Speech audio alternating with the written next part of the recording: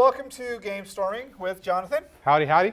our resident game designer. So what are we going to be talking about today? All right, so what we're going to be talking about today are the inherent fate properties of randomizers. And in layman's terms, what does that mean? All right, you know how to play poker, right? No. All right, you understand the basic concept of poker. You lose money. All right, let's try this one. You know Uno, right? Oh, I love Uno. All right, so Uno, you got a hand of cards and you play cards. You know, you play like a wild draw 4 or a Uh-huh. skip or a orange 3 or whatever. All right, red, yellow, not orange. All right, so cards, right? They have inherent properties. They're physical things. You hold them in your hands, you Yes. shuffle them, stuff like that, right? So why does Uno use cards instead of dice? Because you can get more out of cards than you can get out of dice. So there's a bunch, that's kind of a trick question, right? Because there's a lot of funky things that happen. If you took Uno and did the exact same game, except instead of cards, you had dice. So for example, let's say you've got your dice and I've got my dice, right? Okay. When you're playing Uno, there's only, what, 4 copies of the yellow 7, for example, right? Yeah. Whereas in dice Uno, every single person at the table could have a yellow 7, right? The cards, by their inherent nature, their physical nature, force a certain level of uniqueness. If we're playing poker and I reveal a hand that has 4 aces, ace, you know, the 4 suits, and then you reveal a hand that has 4 aces, one of us is freaking cheating, right?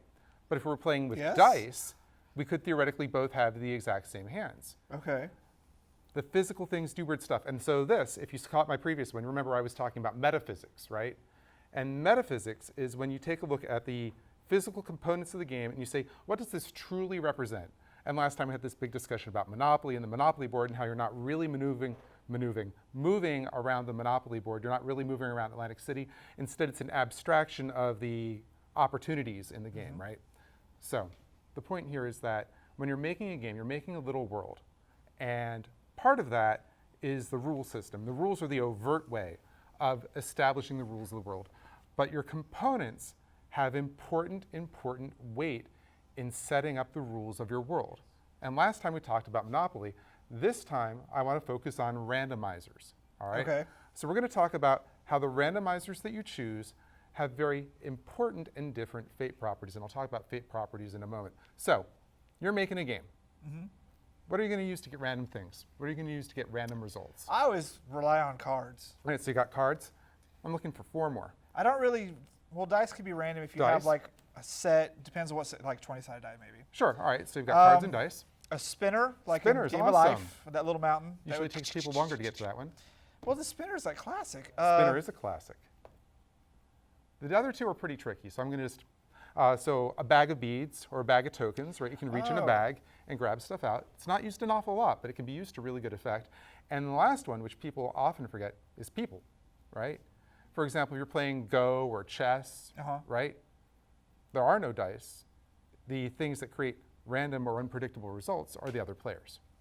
All right, same thing's true for Stratego. So you've got these 5 different things. And these things, by their very physical nature, not how you make the game rules, not what you put on them, their very physical nature has these implicit restrictions, okay? Okay. There's a big difference. We were just talking before about, you know, poker deck versus Uno dice, right? Yeah. Their physical nature creates these implied statements about the nature of the reality in the game world that you're making, all right? Okay. So I'm going to break out 4 categories of what I call, darn, I already forgot, but fate parameters, okay? So first one is probability or predictability, okay? So for example, let's say I'm rolling a die, right? It's a 6-sided die. I say, hey, Gavin, what's my next roll going to be? 4. Show me 4. And I roll, and 1 in 6, it's going to be a 4, right? Yeah. And we know that because 6 sides, blah, blah, blah, right? But let's say we've got a poker deck, right? And it's all shuffled. It's the entire 52-card deck. I say, all right, Gavin, I just drew a card at the top. What card is it? I wouldn't even be able to guess. I'd say like a Queen of Hearts or something. Right, and your odds are 1 in 52, right? Now let's pretend that I've drawn every card off the deck except 2. You know, the Queen of Hearts hasn't been drawn. And I say, hey, Gavin, what's this card? I have 50 shot at saying it's You of say Hearts. it's the Queen of Hearts, and Yeah. your odds are 50-50. If I've drawn every card but the last one, I say, hey, what's this card? Queen of Hearts. You know it's the Queen of Hearts, right? If you use that in a game world, right? Let's say you're playing Monopoly, and you really want to land on Boardwalk, right? And you know the take a walk go to boardwalk, take a walk, and the boardwalk card hasn't been drawn yet, right? You have this ability to know that it is more likely to occur in the future because it's a deck of cards and you know that the events in the cards are certain things. Yeah, you know there's only so many events in that cards. But in the real world, just because you haven't gone and taken a walk on the boardwalk yet doesn't mean that you know you're going to be going there later, right? Unless you're psychic. Unless you're psychic. Ooh. And this is the thing, right? A deck of cards has a different fate parameter than, say, dice, right? You can't predict what dice are going to do. You know odds, you know probability, but you don't have this dwindling set of knowledge about what's going to happen with it, right? All right, so first off, there's predictability. Cards versus dice versus spinners, they all have these different ability to predict what's going to happen. Second thing is exhaustibility, right? Uh-huh. You're rolling a die, and you can roll that die forever, right? And it's not going to run out of results. Yeah, but so if it's going to be infinite. Right, but if I'm drawing beads out of a bag, eventually I'm going to run out of beads if I'm not replacing them. If I'm drawing cards off a deck, eventually I'm going to run out of cards unless I replace them, right? And so you can create these parameters for finite versus bounded universes in terms of how, because in the real world, we don't run out of stuff to do. You go on the internet, there's no lack of people to flame you and call you silly things, right? Yeah, we do love trolls. So first off, predictability. The randomizer use changes predictability. Second thing is exhaustibility. Is it exhaustible or inexhaustible? Third one is whether it is bounded or boundless. And what I mean by this is, say I'm rolling a 6-sided die, right? Mm-hmm. Can I roll 7? No. Right, because it's got strict boundaries. So it's bounded. It's bounded. Similarly, a deck of cards. I'm not going to draw a card out of a poker deck and, hey, it's the 3 of tofu, right? I like that card. 3 of tofu. And this is generally true for all these things, spinners and dice and bags of beads, except for people. People are kind of unique in that you say, all right, you're allowed to pick a number from, all right, I'm thinking of a number from 1 to 2, what is it? 5. You're right. I was thinking about 5 because I was cheating. People Cheater. can cheat, whereas cards cannot. And Cheater. the third thing, so exhaustibility, boundlessness, oh, right, destiny versus free will. And this one's an awful lot of fun. All right, so you've got a deck of cards, poker deck, or playing blackjack, right? Mm-hmm. An interesting thing here is that even though you're not allowed to look ahead into the deck is set once you shuffle it. Yes. The order there is set. And so the destiny has been rewritten or pre-written, even though you're not allowed to look ahead in the deck. Unless you have cards that allow you to do that. So this brings up an interesting point, right? And this is where I'll end up doing an entire thing about ontology. No, metaphysics, epistemology, true and truth knowledge, right? Mm-hmm. Say we're playing blackjack, right? Okay. Except you're allowed to look at the top card of the deck anytime you want to, and I'm not. Who's going to win? I'm going to win. I'm going to make sure you lose. Absolutely. That's absolutely right, because you've got knowledge of the future, and you wouldn't be able to get that knowledge if we were drawing chips out of a bag instead, because a bag of chips is kind of like a deck of cards, except it doesn't have order. It's entirely random. There's no order. Right. So that's what I'm talking about with free will versus determinism. A deck is kind of like a deterministic worldview, where your fate is set from the very beginning. It's going to happen this, and this. Exactly. Even if we can't know it, it's going to happen, right? And it has the illusion of being random for us, even though it's already set in stone. Whereas a bag of chips, right? What's going to happen there is that it's just random. It's spontaneous. And that's because it moves every time you put your hand in it. Everything moves. It's not stationary. Exactly. And this actually brings up one of my favorite things to do to people in a game where you're not allowed to look ahead in the deck. So like, sorry, Monopoly, even poker or blackjack, right? You really want to piss somebody off. Every now and then, just reach over and, especially if they're just about to draw a card, just reach over and cut the deck, put the deck on top of itself. And it'll piss people off. They're like, dude, what the hell? You just took my card away. What would you classify that if you keep cutting the deck in half every time someone plays? Because it's not a predetermined destiny anymore. It's an evolving destiny. But you see, here's the thing, right? Is that mechanically, it doesn't matter.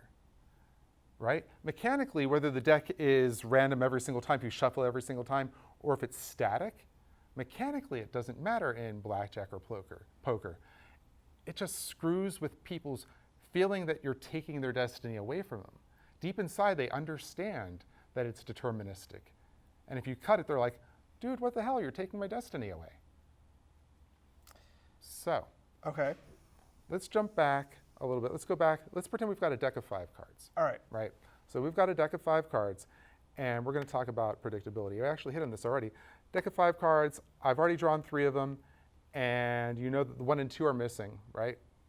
And you can say, all right, what are these 2 cards? These 2 cards are going to be the 1 and the 2, right? Okay.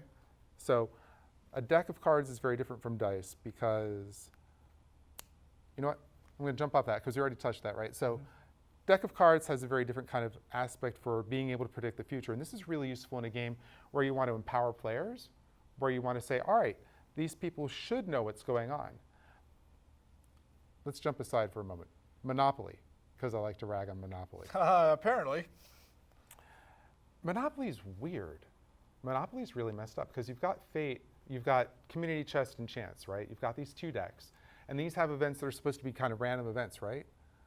But it's this weird kind of Matrix-style hamster wheel maze thing because only certain things can ever happen spontaneously in Monopoly.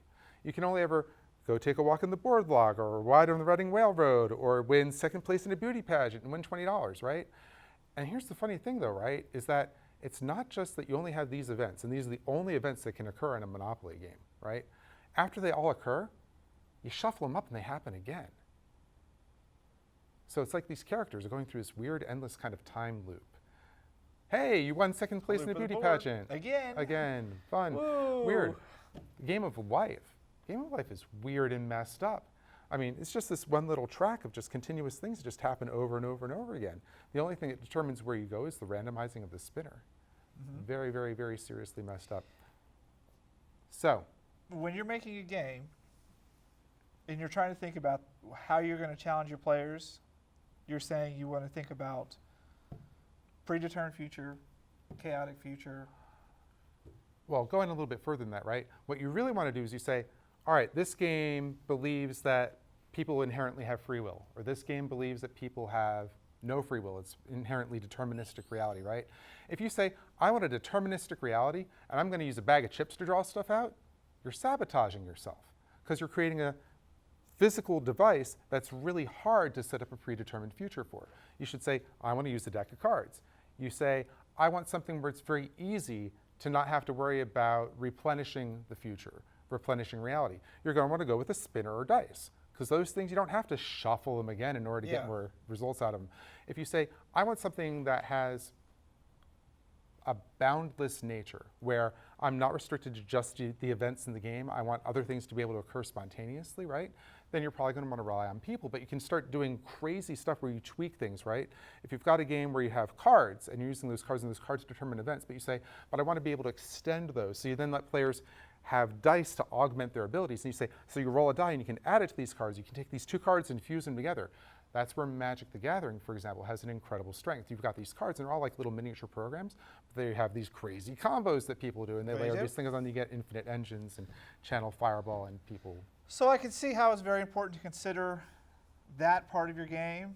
I would have never really thought about that, but that's a pretty good second stop for game storming. So I guess the last thing I want to go away with this is that if you're designing a game, what you really want to do is take a look at, do the physical props you use mesh well with the story that you're trying to tell in your game? Otherwise, you're going to get metaphysical shear, you're going to fight with yourself, and your game's not going to work as well as it could. Very good information to know. So that's been this episode of Game Storming. We'll be back with another one in 2 weeks, and we'll continue this journey down game design from mind-blowing game design from Jonathan. Woohoo!